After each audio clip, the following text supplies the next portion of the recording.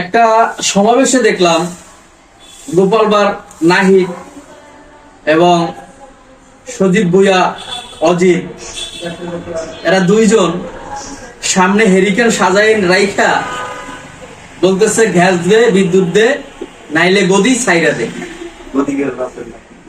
আসলে এই গোপালবার গদি ছাড়তে বলতেছে, অথচ পিছনে ফ্যান চলতেছে, আবার বলতেছে গ্যাস দে, বিদ্যুৎ দে, নাইলে গদি ছাইরা দে।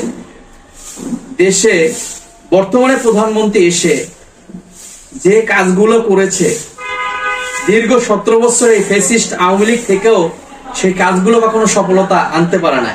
তারেক জিয়া যেটা সফলতা এনেছে, কিন্তু এই গোপাল ভাঁড়, এই এনসিপির যে বন্যার টাকা লুইটা খাওয়ার প্লেহার গুলো সামনের কাতারে দাঁড়িয়ে এখন বিভিন্ন রকমের কথা বলে।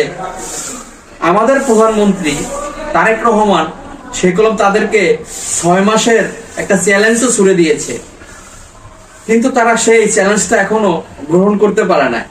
কিন্তু তারা জনসমুদ্রে মানুষের সামনে এসে দেশে বিভিন্ন উস্কানিমূলক কথা বলে, এটার প্রতিবাদ জানাই আমরা যারা সাধারণ জনগণ। কেননা এই সাজিস, এই হাসনাত আব্দুল্লাহ, এই নাহিদ, এরা কখনো এই দেশের মানুষের জন্য ভালো কাজ করে নাই, কিন্তু এরা একটা কোঠা আন্দোলন করেছে, ডাক দিয়েছে, আবার হারুনের বাতের হোটেলে গিয়ে তারা তাদের আন্দোলনও মুকুট করেছিল। কিন্তু সাধারণ জনগণ, সাধারণ প্রাইভেট হসপিটাল, প্রাইভেট ইউনিভার্সিটি গুলো, এগুলো সব সময় এই আন্দোলনটা চালিয়ে গিয়েছে দেখেই আজকে আমরা ফ্যাসিস্টকে সরিয়ে পেরেছি এবং আমরা সবাই এখন খুব সুন্দরভাবে দেশটাকে জীবনযাপন করতে পারতেছি। এখন যারা এই কথা এদিক ওদিক বলেন, সবাই সাবধান হয়ে যান।